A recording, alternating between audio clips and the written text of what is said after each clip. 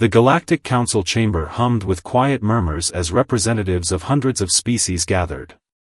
Towering, sleek-furred Valterians sat beside chitin-covered Zathkuls. The crystalline Eldrani floated serenely above their seats. All eyes were on the central platform, where a massive hologram displayed a single image, Earth. High Chancellor Xiron, an 8-foot-tall reptilian with dark bronze scales, stepped forward. His voice was calm but filled with contempt. And so, it is decided. The species known as humans are officially declared the worst in the galaxy. Reckless. Violent. Unfit for interstellar integration. Scattered chuckles rippled through the assembly. Some alien leaders nodded in agreement. Others, especially those from less powerful worlds, remained silent, unwilling to draw attention. Xiron continued. Their history is one of endless war, greed, and destruction. They turn on their own kind as easily as they breathe. If left unchecked, they will bring ruin to the stars, just as they have to their own world. A loud beep interrupted the Chancellor. A thin, sharp-clawed alien tapped a console and cleared his throat. With respect, Chancellor, the data is inconclusive. The humans' recent interactions with other species have been unpredictable. Xiron's slitted eyes narrowed. Unpredictable? A new hologram flickered to life, showing a grainy recording from a distant space station. It showed a group of prisoners in a high-security facility. One was a human, a broad-shouldered man with short, dark hair and an expression of quiet defiance. The recording played. In the video, a guard, a towering insectoid being, slammed another prisoner, a frail alien, against the wall. The alien whimpered, too weak to fight back. But before the blow could land, the human moved. Fast. Without hesitation, he threw himself between them, shielding the alien with his own body. The impact sent him sprawling, blood trailing from his lip. He groaned but didn't retaliate. He simply got back up, positioning himself in front of the terrified alien once more. The room fell silent. Xiron clenched his jaw. One act of foolish self-sacrifice does not change the nature of a species. He turned to the council. Humans are dangerous. This only proves their recklessness. I stand by my verdict. But across the chamber, someone was watching closely. Drakvar, an elder biologist from the advanced Kelrian race, leaned forward, studying the screen with sharp yellow eyes. He was no fool. He had studied thousands of species, analyzing everything from molecular biology to social structures. And something about that human didn't make sense. Scene 2, Drakvar's mission. Later that evening, Drakvar sat in his private research chamber, reviewing classified human data. He scrolled through endless footage of wars, crimes, riots, every reason the council had deemed humans the worst. But then, there were the other moments. A human firefighter running into a collapsing building to save a stranger. A soldier shielding civilians with his own body. A mother cradling her child, whispering promises through tears. They weren't just violent. They were something else entirely. A notification flashed across his screen. He had been assigned a mission, a first-hand study of humans, specifically the prisoner from the footage, Ethan. A deep unease settled over Drakvar. He had studied thousands of species. He had never seen one that could not be categorized. But humans? They were contradictions wrapped in skin and bone. And that was dangerous.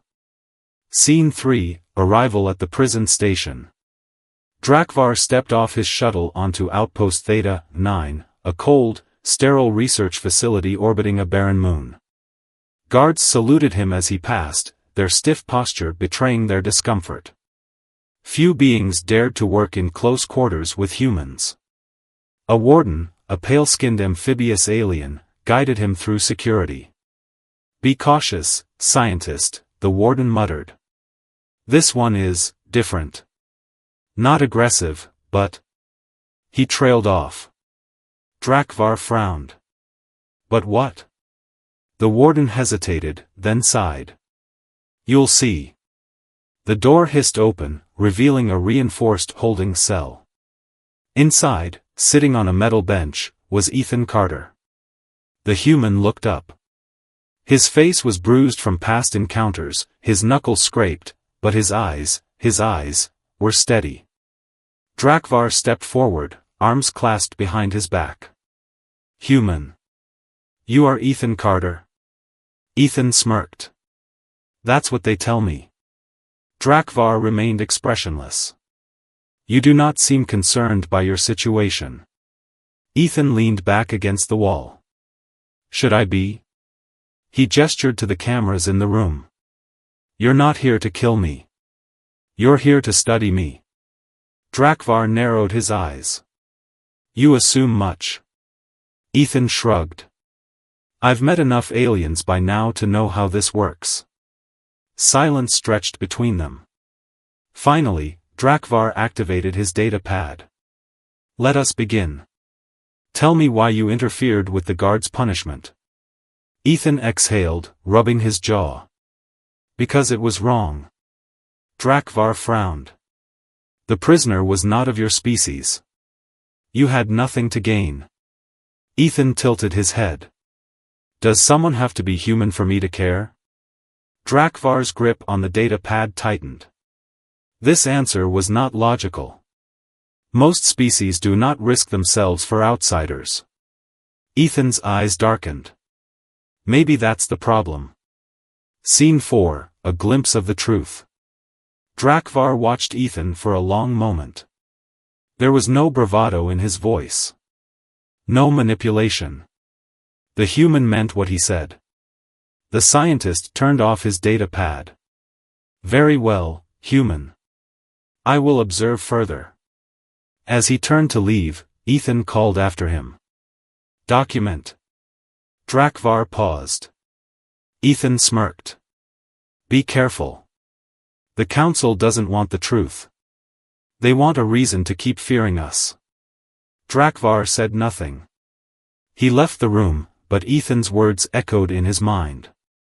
The council doesn't want the truth. Drakvar had spent a lifetime uncovering the secrets of the universe. And for the first time in centuries, he felt like he was on the edge of something truly important. Something that could change everything. Drakvar paced inside his private research chamber aboard Outpost Theta 9. The sterile walls were lined with data screens, each displaying humanity's history, the wars, the crimes, the chaos. But mixed within were acts of compassion, courage, and sacrifice. He exhaled slowly, his claws tapping against the console. He had spent hours reviewing footage, looking for patterns. None emerged. His communicator buzzed. Drakvar, the High Council requests an update. He hesitated before responding. Inform them that my research is ongoing.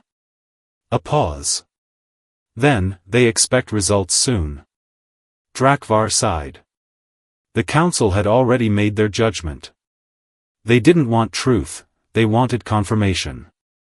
But the truth wasn't so simple. He turned back to the screen displaying live footage of the holding cell. Inside, Ethan sat on his cot, casually tossing a small metal object between his hands. The human had remained calm throughout his captivity, never displaying aggression. Drakvar tapped a command, activating the cell's intercom. Human. We will continue. Ethan caught the metal object midair and looked up, smirking. Sure thing, document. What's on your mind? Drakvar ignored the casual tone. Your species has a history of war. Your kind destroys and conquers. And yet, you claim to value compassion. Explain. Ethan tilted his head, considering. You ever heard of a wolf pack? Drakvar frowned. I am familiar with the Earth predator. Ethan leaned forward. Wolves are dangerous, right? They hunt in packs, take down prey, fight off threats. If you're weak, they don't show mercy. Drakvar nodded. A fitting comparison for humanity, then.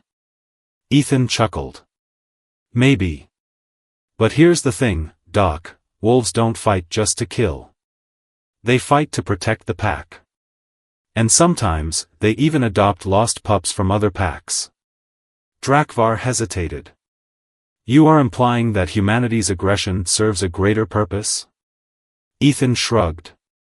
Not always. We've screwed up plenty. But we fight for what matters. Family. Friends. Even complete strangers. That's what makes us different. Drakvar studied him closely. The words were not spoken with arrogance, but with conviction. And for the first time, doubt crept into his mind. Scene 2, the incident. Later that cycle, alarms blared through the station.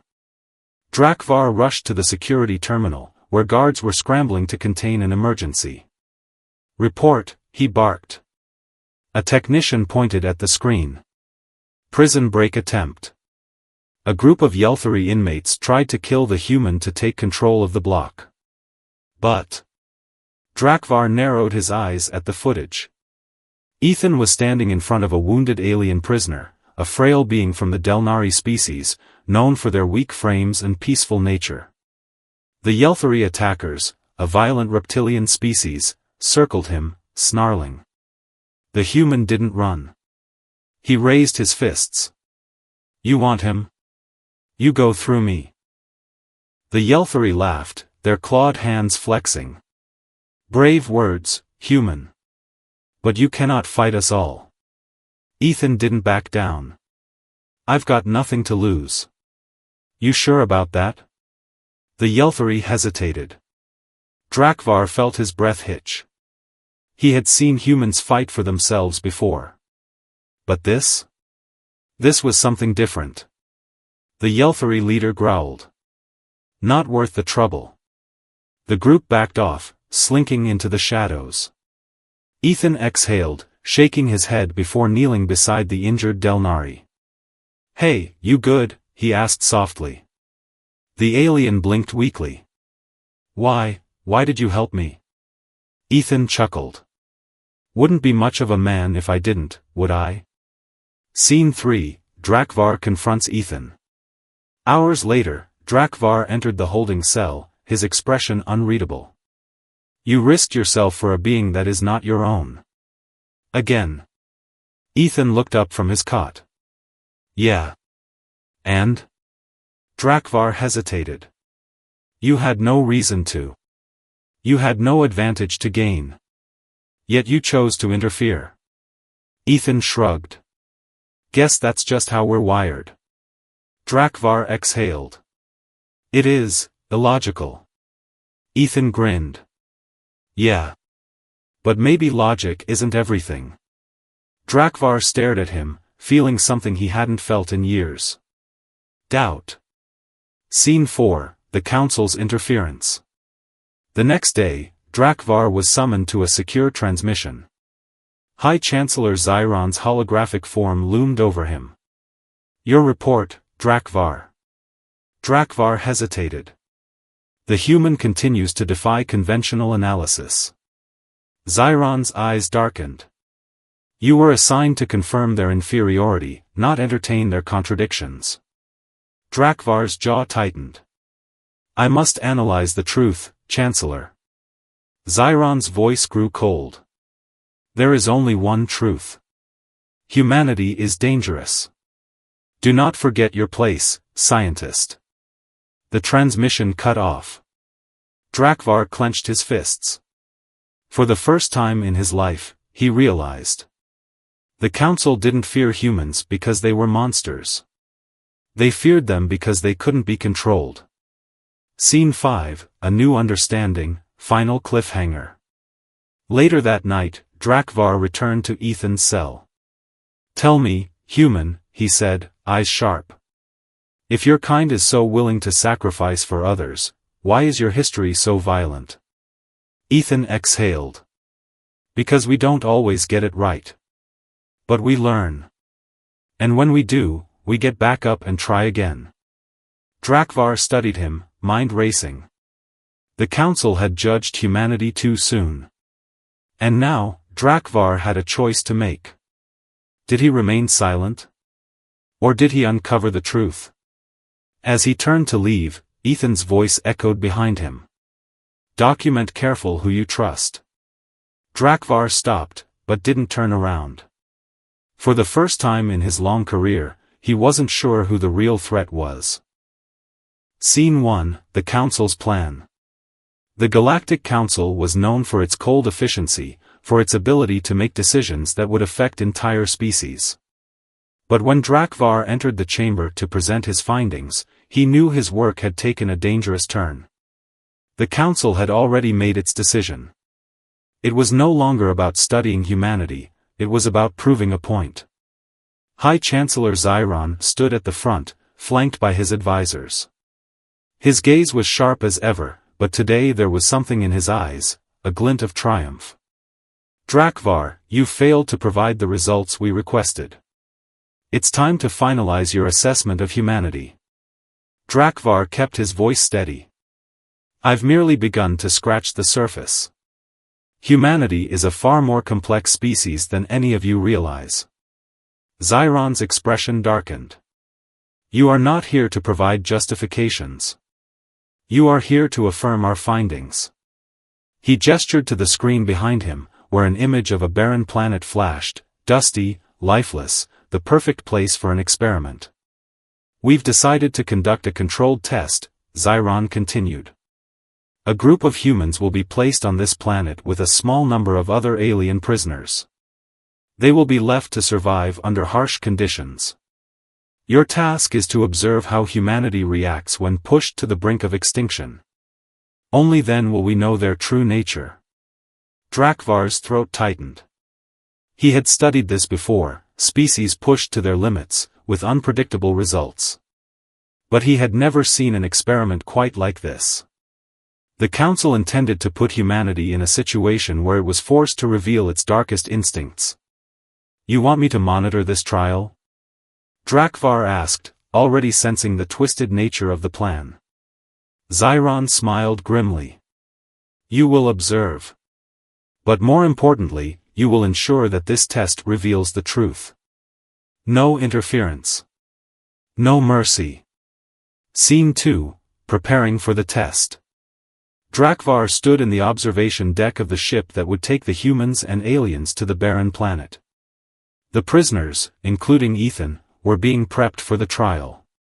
He watched as humans were shackled, their expressions unreadable.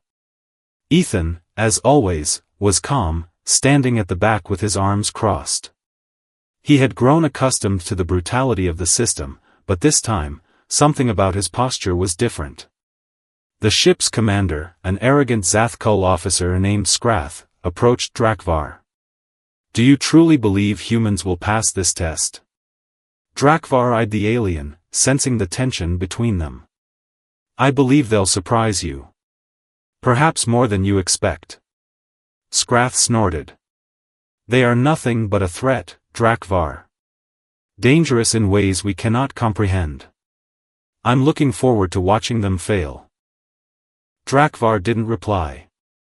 He was beginning to realize that Skrath, like many others, only saw what they wanted to see. Humanity's contradictions were so glaring, so unmistakable, that it forced everyone, including Drakvar, to reconsider what they thought they knew about the universe. Scene 3, Arrival on the planet. The transport ship descended into the atmosphere of the planet, its engines rumbling as it neared the surface. The barren landscape stretched out below, dusty plains, jagged mountains, and not a single sign of life. As the prisoners were offloaded, Drakvar's heart sank. This wasn't just a survival test, this was a punishment. The prisoners would be given limited resources, and their only way to survive would be through brutal cooperation, or betrayal. Ethan stepped off the ship first, followed by a few other humans and the alien prisoners. Drakvar watched from a distance, noting how Ethan's eyes scanned the area. He seemed calm, as though the harsh environment was nothing new. As the prisoners were herded into the center of the trial area, the conditions became immediately clear. There were no shelters. No food. No water. Only the barren wasteland. "There is no way they'll survive this," Scrath muttered beside Drakvar. "I'll give them 2 days, tops." Drakvar didn't answer. He could already see the first signs of tension in the group. The alien prisoners, each from a different species, looked around nervously. The humans, however, seemed to have already found some semblance of calm. Ethan was speaking to a Zathkul prisoner, offering him some of the limited food rations they had been given. Drakvar had to admit, he was impressed. It was clear that Ethan had a plan. Scene 4, First Blood. Hours passed. The trial was only beginning, but the violence began almost immediately. The alien prisoners were not accustomed to working together. The Yelthari, a race known for their cunning and ruthlessness, began to form alliances, planning to overpower the others. One of them, a hulking creature, attacked a smaller Delnari prisoner, knocking him to the ground. Drakvar's eyes narrowed as he watched the struggle unfold. The Yelthari's claws were raised, ready to kill. But then something unexpected happened. Ethan rushed forward, knocking the Yelthari aside. He didn't hesitate. He pulled the injured Delnari to his feet and shielded him with his own body. "You can't do this," Ethan shouted, his voice low but firm. The Yelthari growled, backing away. Ethan was unarmed, unprotected, but he wasn't afraid. In that moment, Drakvar saw it, the true nature of humanity. They could be violent. They could be destructive. But they were also capable of immense sacrifice. Of bravery, when faced with the impossible. The Yelthari stepped back, but not before snarling in contempt. "Foolish human. You'll regret this." Scene 5, The Turning Point. Days passed, and the tension on the planet grew. The prisoners were deteriorating, both physically and mentally. Some were beginning to turn on each other. But throughout the chaos, Ethan maintained his calm. He rallied the humans and even some of the alien prisoners to work together. They built shelters. They rationed food. They found water in a hidden underground stream. Ethan wasn't just surviving, he was leading. But Drakvar was conflicted. His initial belief, that humanity was a species defined by violence, was being challenged at every turn. Ethan wasn't just surviving. He was saving others. He was proving that the human spirit was capable of something greater than mere aggression. But there was still one final test. Scene 6, The Final Choice. As the days wore on, the food ran low. The harsh conditions took their toll. Ethan's leadership had ensured survival, but the group was nearing the breaking point. One night, a fight broke out over the last remaining ration of food. A human prisoner, driven by desperation, attacked another. Blood was spilled. Ethan, who had been trying to keep the peace, stepped in, pulling the aggressor away. "Enough," he shouted, his voice sharp. "This isn't how we survive. If we kill each other, we're no better than animals." But the aggressor, a young human with wild eyes, didn't listen. He lunged at Ethan, aiming for his throat. Without thinking, Ethan stepped back, his hand going to the man's chest. But instead of pushing him away, he grabbed him by the arms, pulling him into a bear hug. "I won't fight you," Ethan said softly, "not like this." The other humans watched in stunned silence as the two men wrestled, not in anger, but in desperation. Ethan's message was clear: we must hold on to something human, something beyond violence. Drakvar watched this with wide eyes. This wasn't a species driven by its baser instincts. This was something else, something far more complex than he had ever imagined. Drakvar sat in the cold, sterile chamber of the Galactic Council, his mind a whirlwind of conflicting thoughts. The trial had concluded, and the council had summoned him to present his findings. High Chancellor Xiron stood before him, a menacing figure silhouetted against the vast expanse of space. His eyes narrowed as he awaited Drakvar's report, the room heavy with expectation. "Well, Drakvar. Have the humans lived up to their reputation? Have they proven themselves to be the chaotic, dangerous species we always believed them to be?" Drakvar remained silent for a moment, gathering his thoughts. He knew what was expected of him, what the council wanted to hear. But the truth he had witnessed was far more complicated than the simple narrative they wanted to maintain. Finally, he spoke. "The humans are not what you think." Xiron's lip curled in irritation. "I am not interested in your assessments. I'm interested in results. Tell us, has the experiment proven their worth?" Drakvar looked down, his gaze heavy with the weight of what he was about to reveal. The humans survived. They led the prisoners, cared for each other, and even went so far as to protect those who would have otherwise died. In the face of unimaginable odds, they displayed not just survival, but compassion. Xiron's eyes flickered with a mix of anger and disbelief. "Compassion? You expect me to believe that? This is exactly why humanity must not be allowed to thrive in this galaxy. They cannot be trusted." Drakvar shook his head. "You misunderstand the true nature of humanity. Yes, they are capable of destruction and violence, but their capacity for love, sacrifice, and resilience outweighs it all. You cannot measure them by the destruction they have caused alone." The room fell silent as the council members exchanged glances. Some seemed uncomfortable, others were resolute in their disdain. "Enough," Xiron growled. "You've made your case, but the decision is ours to make." The room buzzed with murmurs as the council deliberated, their voices low but filled with authority. Xiron had already made up his mind. Scene 2, the test of leadership.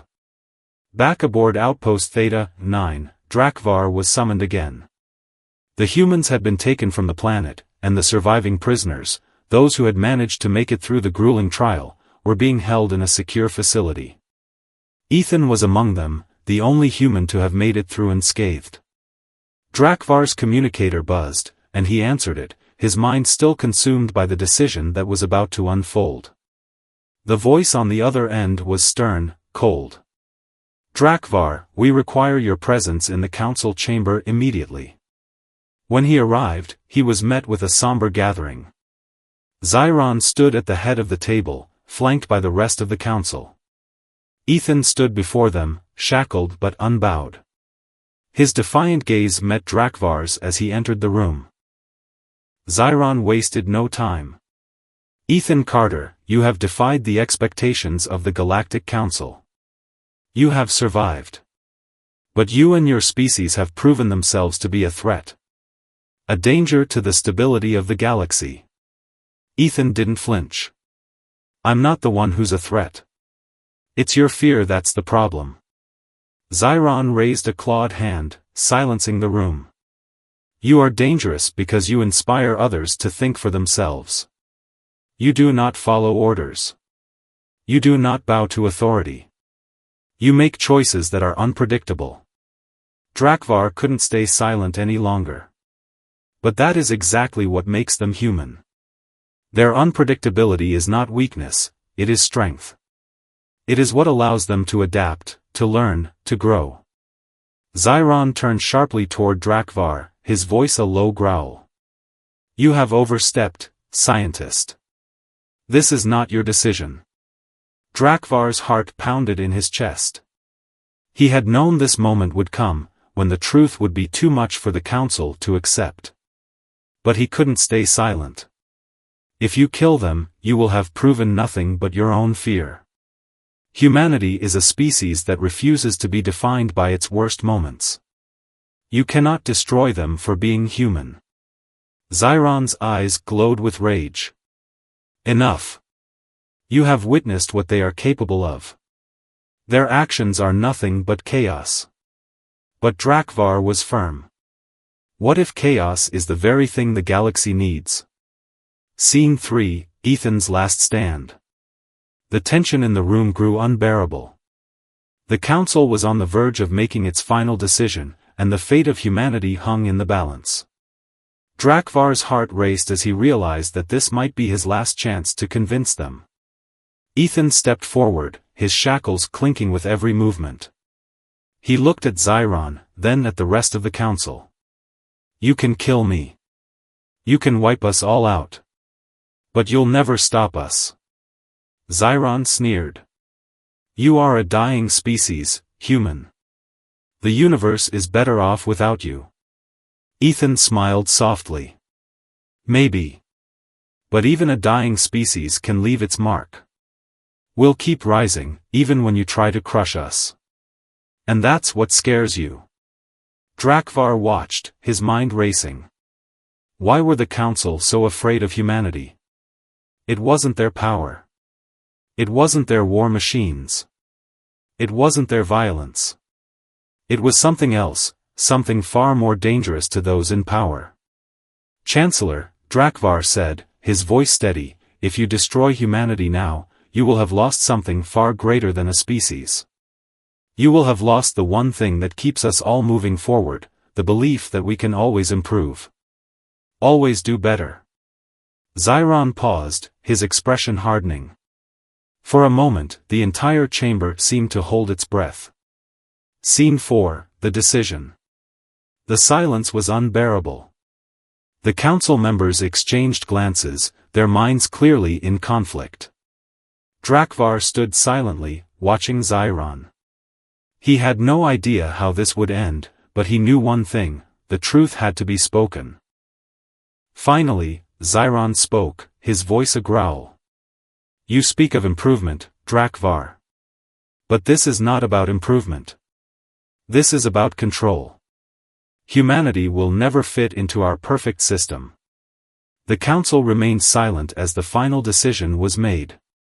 The sentence is decided. Humanity will be placed under surveillance. They will be monitored, isolated, and confined. They are to remain under strict control. Drakvar's heart sank. He knew that this was not the resolution he had hoped for. But the decision was made. Scene 5, a glimmer of hope. As Ethan was escorted out of the council chamber, his gaze met Drakvar's one last time. You tried, Ethan said softly, his voice a mix of gratitude and defiance. But it's not over. You'll see. We'll make it through. Drakvar nodded, a glimmer of hope in his eyes.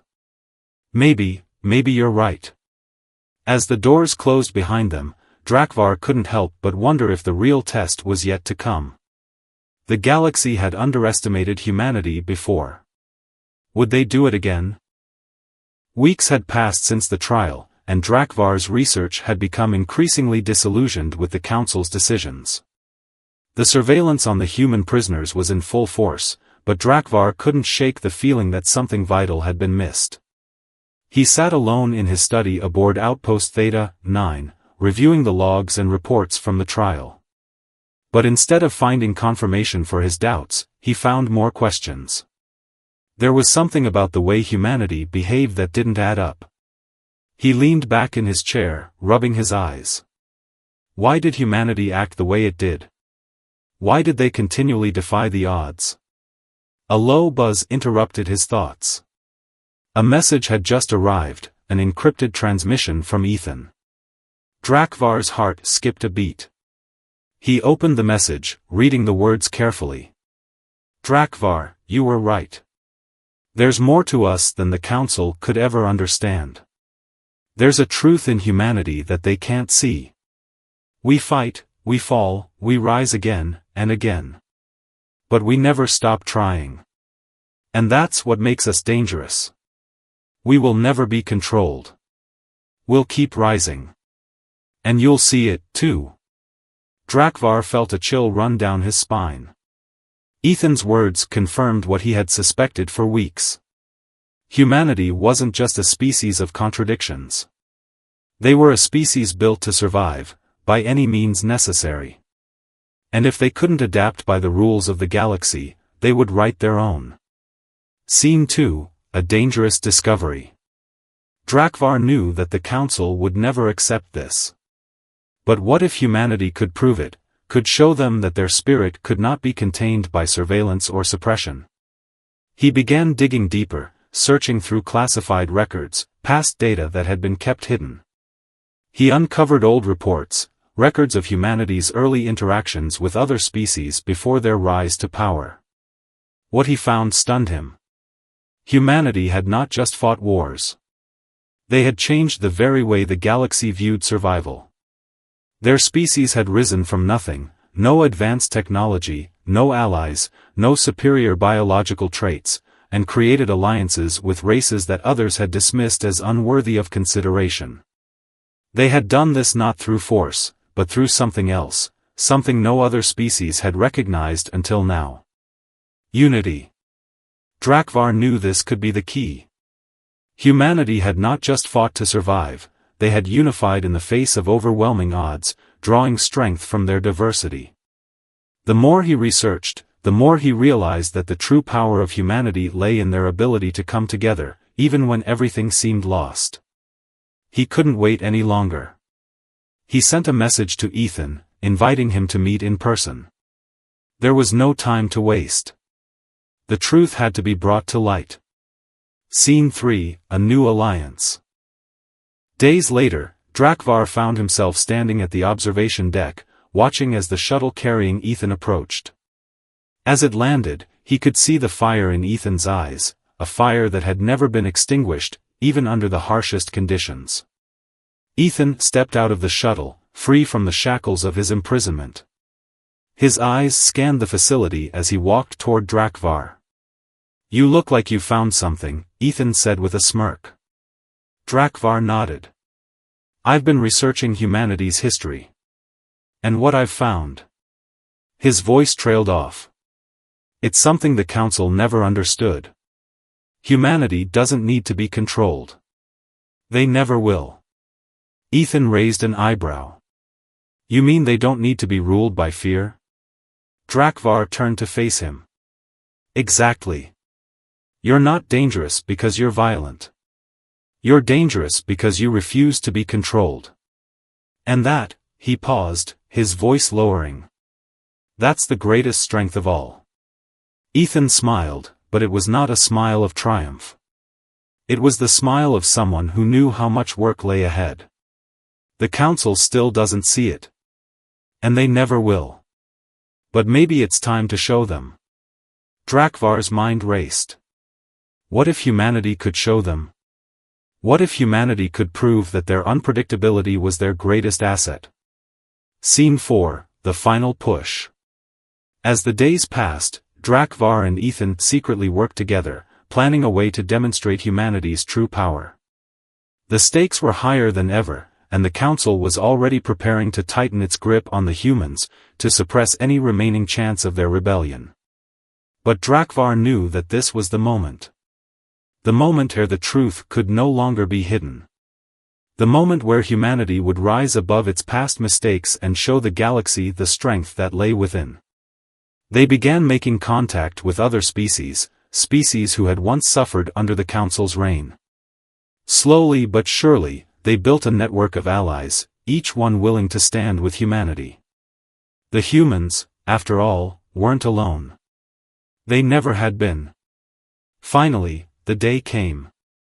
The Council was ready to make its final move, to permanently isolate humanity from the rest of the galaxy. Drakvar and Ethan had one chance, one moment, to strike. In the heart of the galactic capital, they launched their plan. Through covert communications, they broadcasted the truth about humanity to every corner of the galaxy. They showed the resilience, the sacrifice, the unity that humans embodied. They revealed the hidden truth, that humanity's greatest strength lay not in their weapons, but in their hearts. The broadcast spread like wildfire. Across the galaxy, citizens watched as the true nature of humanity was laid bare before them. Scene 5, the Council's Reckoning. Zyron and the Council watched in silence as the broadcast played. Across the room, Drakvar and Ethan stood together, facing them.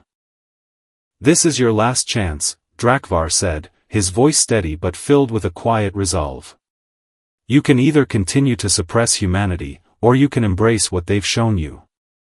The choice is yours." Zyron's face was grim as he looked around the room. His hands clenched into fists. "You dare defy us, Drakvar?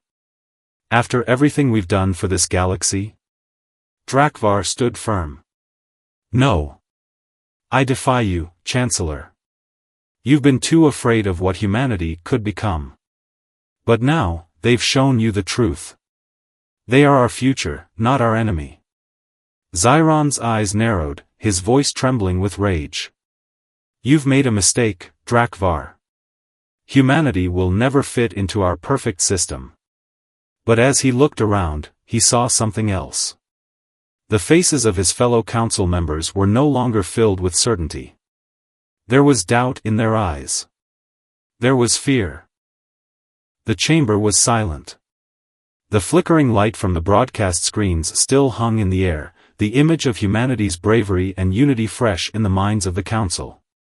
For a moment, it seemed as though the very fabric of the Galactic Council's power was shaking. Zyron, his eyes narrowed and teeth clenched, finally broke the silence. "You think this display will change anything? You think the galaxy will simply accept your rebellion?" Drakvar stepped forward, his voice steady but filled with the weight of his conviction. "This is not a rebellion. This is the truth. Humanity has always been more than what you've judged them to be. They've shown the galaxy what it means to unite in the face of adversity." Zyron's scales shimmered in anger. "You will regret this, Drakvar. All of you will." The council murmured among themselves, their discomfort palpable. Some of the members seemed torn, unsure of how to proceed. Others, like the Zathkul and the Valterians, were resolute in their desire to keep humanity under control. Zyron slammed his fist onto the podium, silencing the room. "This will not stand. Humanity will be contained. If necessary, we will eliminate their influence once and for all." Drakvar's heart raced. Contain. Eliminate. He had known this would happen, but the words still stung. "You can't eliminate what you don't understand," Drakvar said, his voice unwavering. "Humanity will never be silenced. Not as long as they have the will to fight for their freedom." Scene 2, the uprising begins. As the council deliberated, Drakvar and Ethan watched from a private observation deck. The message had been sent. The galaxy had heard the truth about humanity. But now, it was clear, some would fight back. Outside the station's windows, a massive fleet of ships appeared. They were small, relatively weak compared to the might of the Galactic Council's military. But they were not alone. Drakvar turned to Ethan, who stood by the window, his expression determined. "It's beginning." Ethan nodded. "The humans aren't the only ones who've been pushed too far. They're rallying behind us, species who've suffered under the Council's rule. The ones who've been ignored, exploited, oppressed." Drakvar felt a stirring in his chest. Unity. The very thing he had been searching for. Humanity had not only risen on its own, but had inspired others to rise alongside them. But he knew that this wasn't a war about weapons or tactics. This was a war about something much more powerful, the will to be free. The will to be human. Scene 3, the battle for the galaxy. The first strike came without warning. Small fleets of ships, led by humans and their newfound allies, launched a coordinated assault on key Galactic Council strongholds. Drakvar's heart pounded as he watched the chaos unfold. Ships clashed, the sounds of explosions and laser fire filling the void of space. But amidst the chaos, something extraordinary happened. Humanity fought not for conquest, but for survival. Drakvar observed from his command post, witnessing humanity's resilience in real time. They fought with precision, with heart, with a unity that had been impossible to predict. Even in the face of overwhelming odds, they did not retreat. They did not surrender. Ethan was in the thick of it. Leading a group of human soldiers and alien allies, he coordinated their efforts with a calm, almost tactical genius that surprised Drakvar.